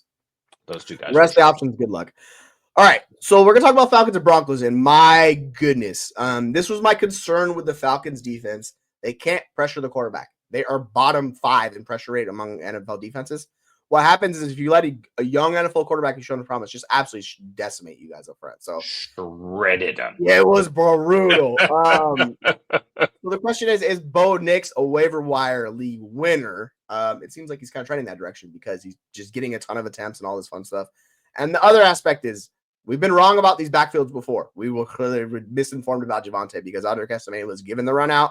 And then they're like, oh, guess what? No, it was just the one game. We're going to go back to Javonte. And it more seemed like it was almost just to motivate Javonte. Like, hey, do you want to keep this job? All right, here's your one chance. Go get it back. And he looked really good. He absolutely dump trucked the dude in the end zone. And I was like, oh, boy, that's the best I've seen Javonte in years. Where are you kind of at with both of these guys? Yeah, you fire him up. My guy, Cortland Sutton, I didn't even put him on here because you fire him up. You fire him up every week. Las Vegas next week. Then Cleveland can't cover anybody. Bye week, Indy, the Chargers, and Cincy. 4 of these 5 remaining games are absolutely juicy. Bo Nix is winning you your fantasy championship. Go out and roster him now. Spend all the fab. Spend all of the fab. I don't care, 1 QB. It doesn't matter. The kid runs around and gets fantasy points, except wait, over the last 2 weeks, QB12 and currently QB3, he's had 10 or 5 rush attempts for 0 yards and 0 touchdowns, and he's still getting there. He's throwing touchdowns all over the field to guys. I didn't even know we're in the league. I don't know the name of that tight end fullback guy who caught that touchdown this week. I don't know his name, but I still don't know his name. But you know what? He caught a touchdown, and it still counts for Bo Nix fantasy point line. So listen, Vegas, they're going to crush Vegas. Cleveland, they're going to crush Cleveland, at least from an offensive perspective. Indy, they're going to crush Indy. So I really, really, really like Bo Nix. I really like Javonte. Is Javonte RB1? I don't know, but he's their best running back, so I'll bet on him. Yeah, like he didn't get a ton of work in this game. He had 14 total opportunities. They gave estimated a decent amount of work late in the game. Jaleel McLaughlin got some. Freaking, I don't even. Michael Burton got some touches, who's a 32-year-old. What is he, a fullback? I sure 47 pounds. He's a fullback. Yeah. The wide receivers were all over the place. It was like we talked about Sutton, but Humphrey got there. Marvin Mims made an appearance once his lifetime he showed up. Devon Bele had 5 targets. Like, it was all over the place. It's just this defense is really good, and it creates problems for teams. Besides the Baltimore game, this defense has been one of the best in the NFL. They get, like, their front is really good. They create pressure. They do a lot. And they just make it easier on Bo Nix in that offense because they don't have to do everything. So Bo Nix has not been a good NFL quarterback, but for fantasy, he's top 7. And that's all we should really care about. 100%. Dynasty is a different discussion, but redraft, like, just roster Bo Nix because this matchup you're talking about is juicy. Atlanta. Yeah, it was a disaster for Atlanta. And Kyle Pitts kind of fell by the wayside. Can you trust him consistently? Because 1 reception, 3 targets for 9 yards in this game. Oh, yeah, he's also tight end 7 on the year, which shows you just how chaotic tight end has been this year, where him and Mark Andrews back-to-back in rankings have just been all over the place. What are you doing with Kyle Pitts? I'm out. I can't do it anymore with Kyle Pitts. It doesn't make any sense. Darnell Mooney went out in this game. He's got the Achilles / calf, knee, hip, whatever the hell he's got going on his lower body. It ain't good. Hamstring, I think it was. I missed it. I think it's hamstring. But when he goes out, guess what doesn't happen? The ball doesn't find its way to Kyle Pitts. It goes to Ray McLeod instead. Drake London is the clear 1. Darnell Mooney is the 1B when he's on the field and healthy. The schedule lines up where it's decent enough where they should be okay. Kyle Pitts should be fine. Guess what? He's not fine. You cannot trust Kyle Pitts. Can I sell him? I don't think so. I'm going to try. I don't have a ton of Kyle Pitts because it just hasn't ever come together for him. This is like the Evan Engram situation, right? He had his first season where he absolutely balled out, and then he had like 5 seasons in a row where he did absolutely nothing. This is Kyle Pitts. He needs a completely different situation. He needs to be moved to a team that wants to feature him and figure it out and build an offense around him like Evan Engram did. So if that happens, great. Until that happens, I'm out. In 2026, he will be a free agent. He will be 26 years old. That will be the breakout season wherever he goes. Look at my chops. Look at your chops from 2 years from now when he's worth nothing. Buy low. Yeah, exactly. Buy a loan next year as he's in the 5th year of his rookie deal. Does shit. And then, it's rough, man. Tight ends. We talk about tight ends all the time being disaster, which is make Brock Bowers so special. Doing it in just an awful situation does not matter. Like, he's doing better than Kyle Pitts did, and it's going to be a lot better. Kyle Pitts had the injury and really derailed everything moving forward from that point. Yeah, just the offense. They had freaking how many passing yards? They had 173 in this game. Like, they had nothing on the ground. It was just crazy. You almost have to just wipe away this game. The news on Mooney is it's supposedly not a major hamstring. He's supposed to be fine. We'll see. I'm still knocking down rankings a little bit because he's dealing with the Achilles. He's dealing with the hamstring. Like, that's multiple injuries lower left body. So we'll see. Ray McLeod could be more involved. But yeah, Drake London, he got Patrick Surtain. It did not go well. Bijan. Yes, Bijan did not have a good game either, unfortunately, but he got there. He's the one guy that was like, you're like, not he did get there. All right, let's talk about my Seahawks taking down San Francisco. Geno Smith doing the damn thing. Interesting enough, they did not score any points until freaking Nick Bosa left the field. So they were shut out. Nick Bosa leaves the field, and Seattle was like, oh, we can move the ball now. This is glorious. Weird how that works. Let's talk about JSN and the Seahawks because, hey, he's been balling out for them. Led the team in targets once again, 30+%. This is back-to-back games. He's looked really good. The concern was with DK back. Is he going to be the volume hog he was? He was the volume hog. 10 receptions, 11 targets.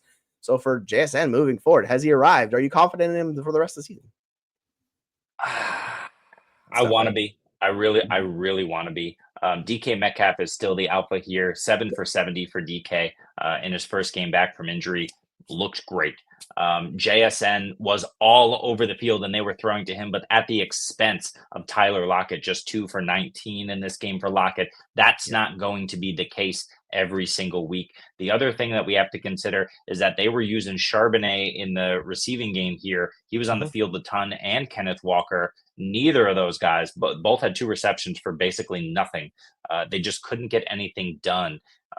Shorter on the field, and Lockett was not getting any separation. JSN was all over the field. He looked great, but I think this is more of kind of a scheme thing against San Francisco where they needed to move the ball and put up points versus what we'll see weekly. That said, I'm gonna I'm going to play the shit out of JSN coming up. I mean, look, Arizona, not a great matchup. We'll see. But the Jets, they get Arizona again, Green Bay, Minnesota, Chicago. It's not a phenomenal schedule for JSN. I'm going to bet on DK over JSN. Yep. But I really want JSN to have broken out. I don't know. My answer is maybe, but I don't trust it. Yeah, like I'm with you. This is what I wanted to see. They clearly featured in this game. They got Abe Lucas back, and I know he's not a well-known like right tackle, but he makes a world of difference for that offensive line. It helped Geno Smith.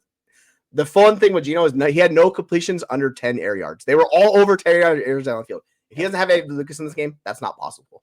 So it just raises the floor a little bit with them. We saw the line up front. It still didn't really generate much push for the running backs, and that's why they kind of struggled in this game. But Walker was okay. For the 49ers, when I was talking about Juwan Jennings, oh, baby, Juwan Jennings season is here. I was saying he's going to be wide receiver 1. Yeah, he's a wide receiver 1 this week. Yes, it was crazy how much they featured him. And I'm really kind of worried about Debo moving forward because he was not featured at all. It was Juwan Jennings. Yeah. So do you think he can keep up this level of production? Because this is an insanely high request to expect this level of production for him moving forward. No, I don't think so. I think he's certainly capable. There's just CMC didn't score again. Yep. Right? Like, that's not going to happen. He's getting the touches, great. But yeah, 10 for 91 in a score on 11 targets is ridiculous for Juwan Jennings. Yes. Kittle coming back will not really hurt that bottom line too much. Kittle is living off of efficiency. He's only seeing 5-6 targets weekly regardless. Debo, like you said, is the shock of shocks not being more involved in this game. I don't know what the hell's going on with Debo. They need to get him more involved. Generally speaking, for this offensive function, they lost this game. Juwan Jennings had a great game, but Debo is a game breaker. We talked about Jameson Williams being the ultimate weapon. Debo might be the ultimate weapon. Why the hell are they not using him like they used to use him in the past? I don't know what it is. But no, I do not think that this continues. I get it. I've been betting on Juwan Jennings, betting against him. It hasn't worked so far in the last 2 weeks. He's a great player. I just don't see it long term. Yeah, 39% target share for Juwan Jennings is freaking absurd. This is like peak Cooper Kupp, peak Devontae Adams stuff. And in the week before, he was like 32%. Like, they clearly like Juwan Jennings. When you look at advanced metrics like win rate, advanced separation, he's like top 15 in both of those. He's been really, really good. I think the injuries are piling up for Debo this year. They're kind of going in the right. He's had multiple injuries. He's still dealing with them. In the time being, like, I'm going to rank Juwan Jennings above him. Obviously, I'm going to push him down because they clearly needed Kittle, who's that difference maker. They did not have him. And when you lose Kittle, it's a massive drop-off to their other tight ends. So, like, I think that's a bigger deal for him. But, yeah, like, Juwan Jennings is going to be borderline wide receiver 1 for me in these upcoming weeks. We'll see when Kittle comes back. I might knock him down a little bit. But, yeah, like, if you have him, you have found gold. So, I would just keep riding him because, they're not getting Brandon Ayuk back till middle of next year. So, could be next year. It could be Pearsall and Juwan Jennings as a wide receiver 1, wide receiver 2. Crazy. Which is wild.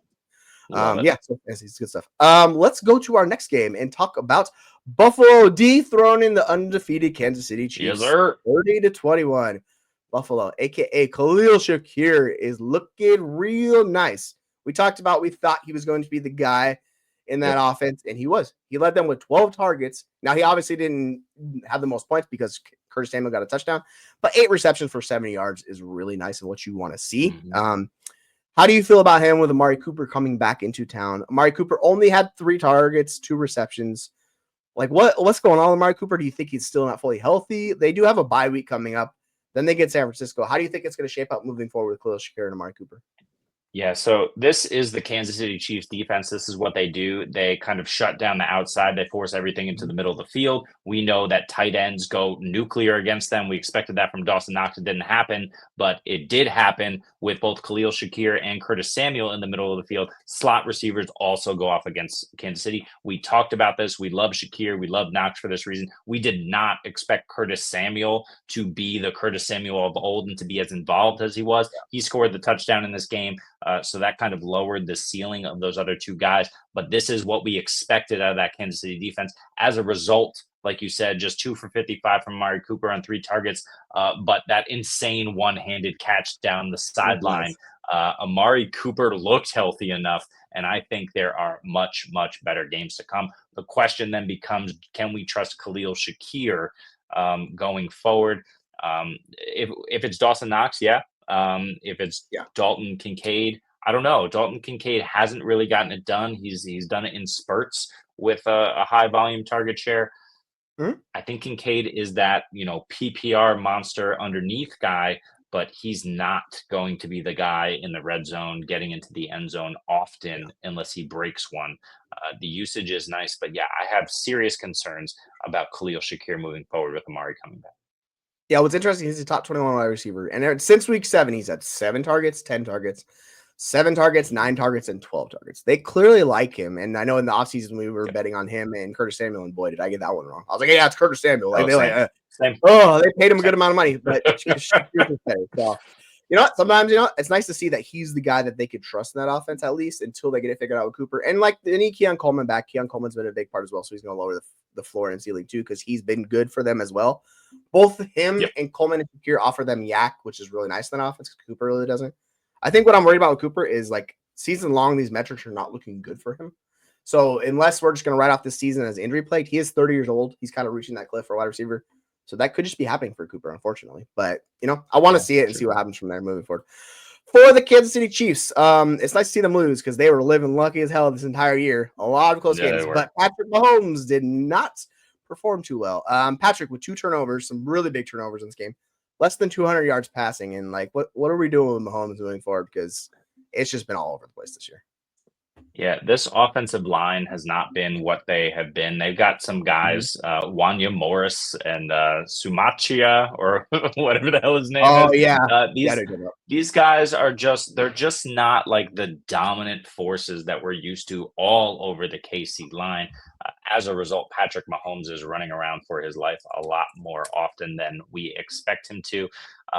Buffalo has developed a pass rush. Von Miller's barely on the field, but AJ Epinesa, Ed Oliver, all of these guys are getting home. It's really impressive what they're doing. And Terrell Bernard being back in the game absolutely is a game breaker, game changer type player. He got the game winning interception. He's all over the field in the middle of that defense. So it makes sense what happened. All of that said, Patrick Mahomes still had a decent game, 23 of 33, only 196, but 3 touchdowns, and then those 2 picks. So I just think, like, you see it all the time, right? So let's compare Patrick Mahomes and Baker Mayfield. Baker Mayfield playing out of his mind. You know what? That offensive line has been phenomenal this year. Mm-hmm. Even when Wirfs went down, it's still been holding up in Tampa Bay. You cannot say the same for what's going on in Kansas City. You see what's become of Aaron Rodgers because he doesn't have a line. You see what Kirk Cousins is dealing with. Sometimes he's able to get over the situation with the offensive line, but when there's a pass rush, you saw what happened to him last week against Denver. They absolutely obliterated him. So, yeah, look, there's other games, right? They play Carolina, Vegas the next 2 weeks. Like, Patrick Mahomes is going to have some good games, So this is why I was saying earlier that he's got a decent buy window, but, are they going to win out the rest of the season? That maybe. Is Patrick Mahomes going to be viable for you as a QB1? Probably not.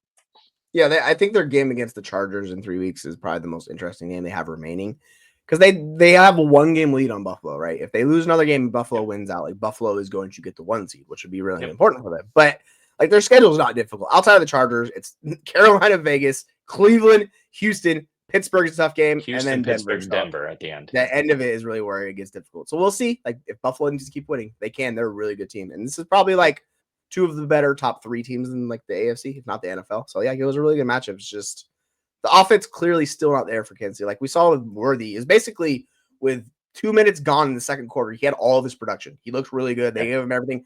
They just went away from him the rest of the game, and I'm like, dude, it's working. What are you doing? Like, so I don't know. And you're playing on the offensive line. Andy Heck's been there for 12 years. So it's not like anything changes. It's just very weird. Yeah. Before we get to the last game, we got a question. We're going to answer it real quick. 10-man PPR, trade Amon-Ra and Brian Robinson for Saquon. I mean, I don't know if you want to do that because Amon-Ra has been a freaking stud.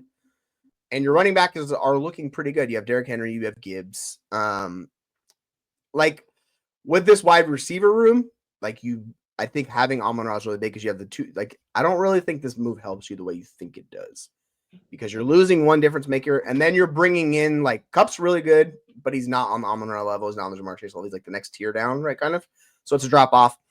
But you have Henry, who's been awesome. You have Jahmyr Gibbs. So it's like a little bit of an upgrade on Jahmyr Gibbs for going from Gibbs to Saquon, but you're costing yourself Brian Robinson. So That's kind of the thing. Where are you at on this deal? Would you make this deal or you kind of just want to hold? Because it's PPR too. I want Amon-Ra in 10-man PPR, but can I interest you in Carolina in week 14, Pittsburgh, Washington, and Dallas in the fantasy championships for Saquon Barkley? I mean, it's shaping up to be a gorgeous run for Barkley. Like, Pittsburgh is not a great defense, but you know what? They're not a great offense either. And I think that's going to be a neutral script. Washington is really struggling. That's going to be at least a neutral script. We saw what Saquon was able to do to Washington last week. Only RB1, 32.8 PPR or half PPR points for Saquon Barkley. It's shaping up to be an amazing playoff stretch schedule for Saquon Barkley. It's tough. I'd probably do it. I think Brian Robinson is fine. I'd probably do it. He's not in 10-man. You're not too worried about him, but like, you have the Baltimore and Pittsburgh games. Those are tough matchups. Baltimore specifically, like, it is really hard to run against them. They just shut it down. So Saquon has 2 of those matchups where it's going to be tougher. The Rams, you could be had. Carolina's just an awesome matchup.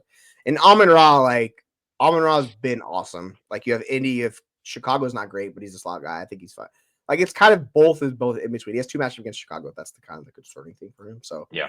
If you think it's an upgrade and you're not worried about Brian Robinson, I'm fine doing it. I probably would just hold Amon-Ra because of your wide receiver room. You have the 2 elite guys. You have the 2 elite running backs. And maybe you're worried about Gibbs a little bit. Maybe that's what it is. And I can understand that. But yeah.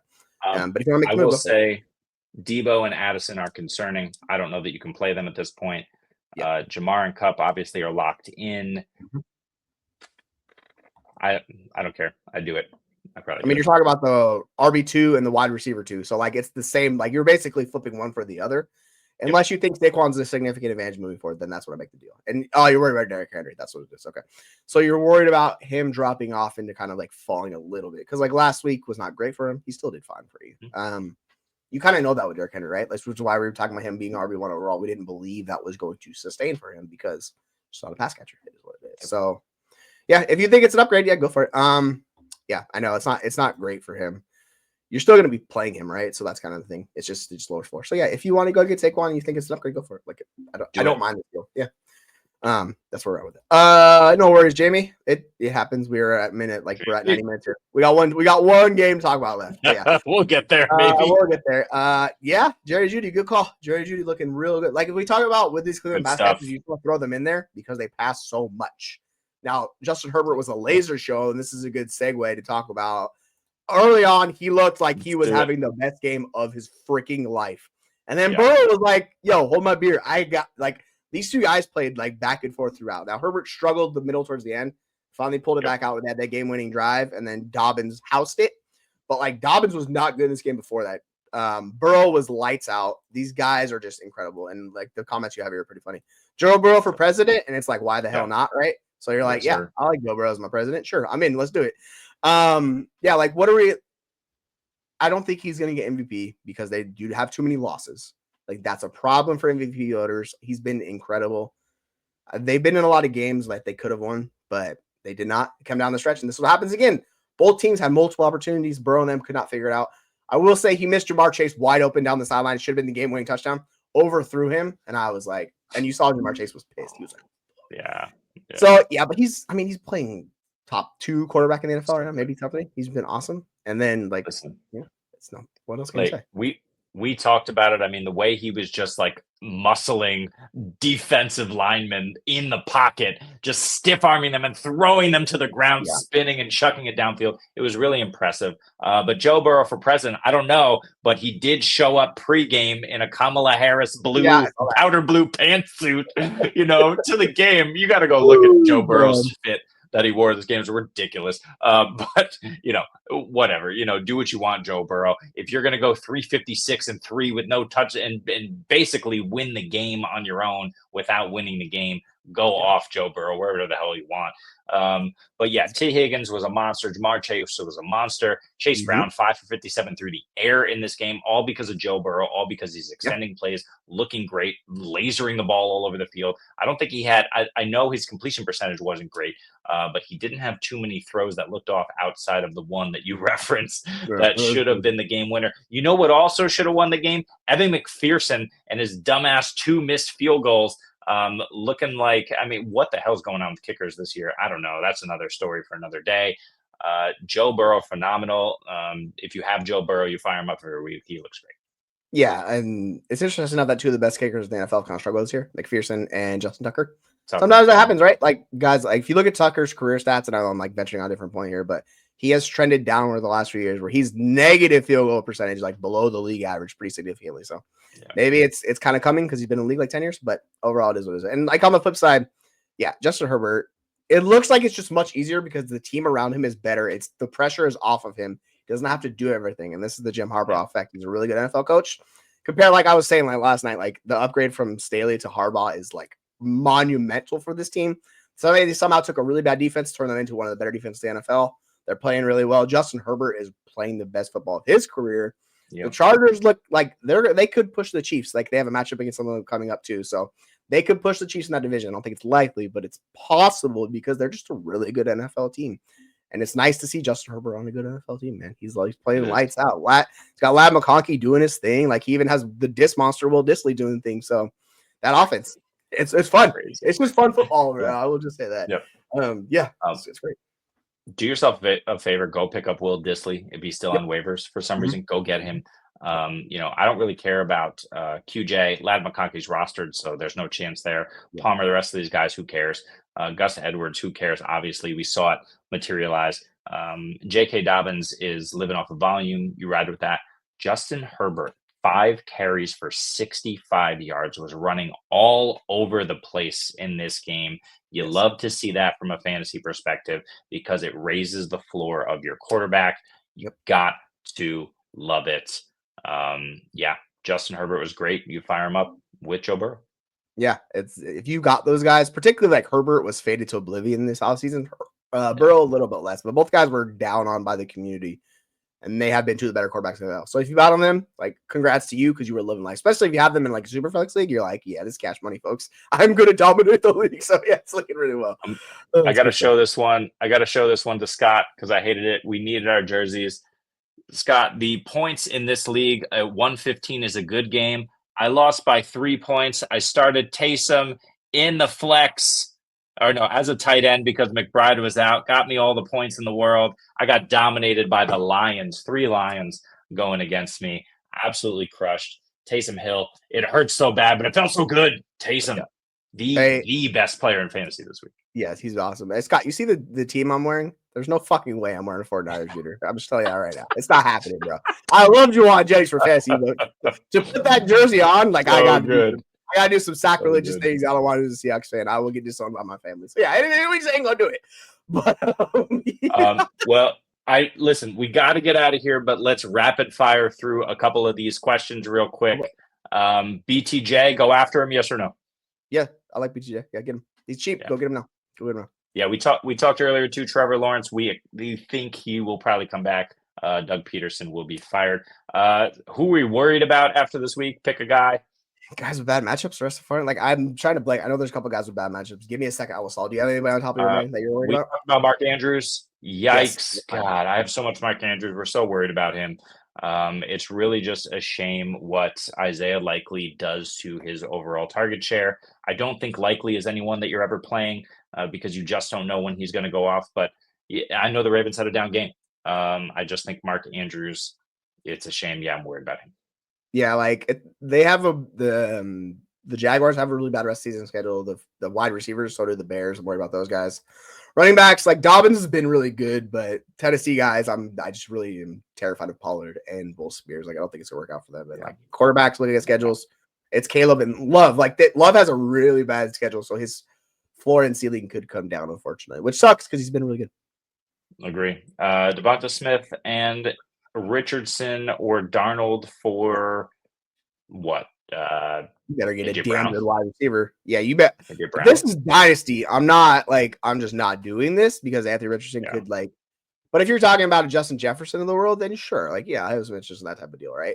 Redraft, yeah. I don't mind moving on Ekeler on redraft just because like you don't know the ceiling or the floor because it's one game, right? So yeah, if you can get Darnold in redraft and a really good top 5 wide receiver, yeah, go for that. Like I think that works out really well for you. So and this was a great matchup. Richardson plays Detroit next week. That could go one of two ways. Either he's just okay or he's absolutely atrocious. He's probably not going to have a phenomenal game in that one. So, yeah, trading him after a big week, not a terrible idea. Scott is going to win his leagues with Saquon Barkley, absolutely. Worried about Derrick Henry. Yep, we talked about that one. Jamie, start it from the beginning. We appreciate you, sir. If, like Jamie, you want to start this from the beginning, you missed us, please like, subscribe. We are here live all the time, 4 or 5 times a week. Hit us up. What does this one say?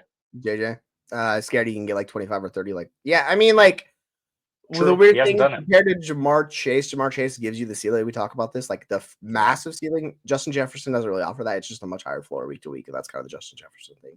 So that's kind of the difference in these two guys. You don't see Justin Jefferson going for 250 and like 3 touchdowns. Like that doesn't happen for him. And it's because Sam Darnold is not a good NFL quarterback. This is Kevin O'Connell's brain in a functional quarterback's body.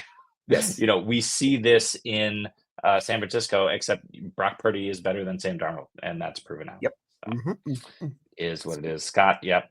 Sometimes that is what we deal with. You just got to roll with it. 9-2. I'll take it. Yeah, he's coming back. If you can get him, if you can get Mike Evans, that's the one guy with Tampa Bay in that offense. Like they have a really good schedule moving forward. Like if people are still down on him, I would go Mike Evans. In Dynasty too, like he's old. People are not going to cost a lot of money to get him, particularly since he's injured. He's probably on a team that's struggling, I would assume. So yeah, take a look at Mike Evans. See what you can get. That's a good one. Good shit. Let's end this. I'm exhausted, but we appreciate all you guys. Yeah. We're going to call it quits for this this episode. Tomorrow we're doing the waiver wire show. You know what we're going to do after that? Ranking shows the rest of the week. And then we move into the round table and then back to sit start. Week 12 is where then we're just 2 weeks away till the playoffs for fantasy football, folks. So Jeremy's already out. He said deuces. I'll see y'all later. So I'm going to take it from here. Yeah. If you have not, Jeremy talked about, please like, comment. For those of you that are here this long, 90 plus minutes in. Oh, he's coming back. He's coming back. I'm back. If you're in this back this long with us, if you have not already subscribed, we would very much appreciate it. Yeah, so all the support you guys give us, this is what we're talking about. We're at 555 subscribers, 555, baby. We're moving all up. Maybe we get to 600 in the next couple weeks. We'll see how it goes. But yeah, for Jeremy, as I keep rambling, SE, and why am I blanking on Aaron's name? There it is. The four of us, we'll see you later. So take care, folks.